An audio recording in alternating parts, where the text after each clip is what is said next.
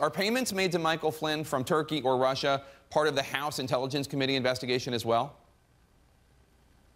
We're certainly looking at all of the conduct of Michael Flynn in the same way. I think that the special counsel may be viewing the same evidence in terms of what light it will shed on the broader Russia investigation. Of course, Michael Flynn, the allegations not only include payments potentially from Turkey, but also the payments he received from RT and other Russian entities, whether they were allowed, whether they violated the Emoluments Clause, whether they properly disclosed, but more broadly, whether it shows an intent to work with the Russians in ways that are contrary to law. So it all, I think, is within the broad scope of what we're looking at. But it's particularly significant, I think, in terms of the Mueller investigation, in as much as if General Flynn was shown to have violated the law in other ways, it would be an incentive for him to cooperate more broadly with the Mueller investigation. The Wall Street Journal broke the news this week that Bob Mueller has been using a grand jury here in Washington, D.C. to investigate Russia's interference in the U.S. election, possible collusion. You just heard Chris Christie, a former prosecutor, say that the coverage was too breathless. You're a former federal prosecutor as well. What does this development tell you about the status of the investigation? What it tells me is, if you look at the context, we know from James Comey's testimony before our committee that he opened a counterintelligence investigation last July. So that means 1 year later, rather than turning that investigation off, rather than concluding we've looked at this for a year, there's really nothing to see here, as the president would claim. Instead, if these allegations are true, it's moving into a new phase with the impaneling of a grand jury so that special counsel can subpoena witnesses and documents. That wouldn't be taking place if there was really no evidence, no evidentiary basis to move forward. And of course, we can see just in what's come out in the last month why that investigation is probably closer to the beginning than the end, with these emails about that Don Jr. meeting, 3 of the top Trump campaign people meeting with representatives of the Russian government effectively, who are promising dirt as part of, quote, the Russian effort to help your father, to help Donald Trump, as well as clear intent by the campaign, Don Jr. saying that he would love that kind of help.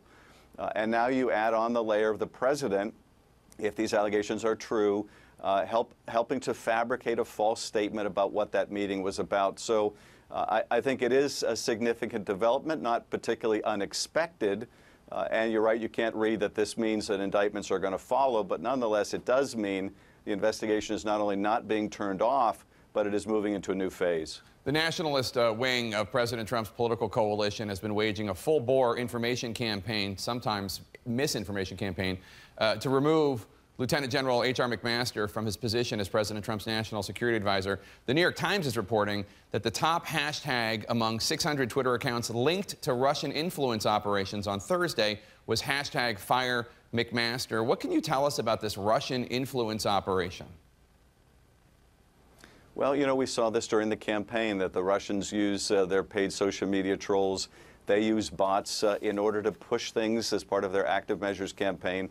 In that sense, to try to influence the election. In this sense, to try to potentially influence the firing of a top Trump campaign, or not campaign, but Trump administration official, the national security advisor. I think it's indicative of the idea that the Russians don't particularly like General McMaster. They may not like his policies, what he's advocating with the administration, or they may just be seeking to sow further discord among Trump administration officials, feeling that that would weaken the administration. I think General McMaster is a good man. I met him in Afghanistan when he was working there. I think he's a straight shooter. And I hope that the president will ignore those voices. He's one of the people, frankly, one of the few people that people on both sides of the aisle have confidence in that are within this administration. Republican staff members for the committee you're the top Democrat on, the House Intelligence Committee, traveled to London earlier this summer to try to speak with Christopher Steele, the former British intelligence agent who, of course, compiled that dossier of allegations of possible Russian ties to Trump's campaign. Did you, as the top Democrat on the committee, did you know about this trip? Do Republicans have their own separate investigation going on? I wasn't aware of it. I don't think Mr. Conaway was either. But the reality is we do want to meet with Mr. Steele. We would like to have him come before the committee. If he's not willing to do that, we'd be happy, Mr. Conaway and myself, to go to London to sit down with him He does have, I think, certainly very relevant information that would assist our investigation. We want to do this certainly in a cooperative way. But I think that is an important element. We want to look at each of the allegations within the so-called dossier, and particularly look at them now in light of what we know from that Don Jr. meeting about the intent of the campaign to get Russian help. Part of that is discussed, not necessarily that particular meeting, but that whole idea is discussed within Mr. Steele's findings in that dossier. Can I ask you, the Don Jr. meeting with someone billed as a Russian government attorney who had dirt on Hillary Clinton, we only found out about that a few weeks ago, but it took place more than a year ago in June 2016. You're the top Democrat on the House Intelligence Committee. When did you learn about it?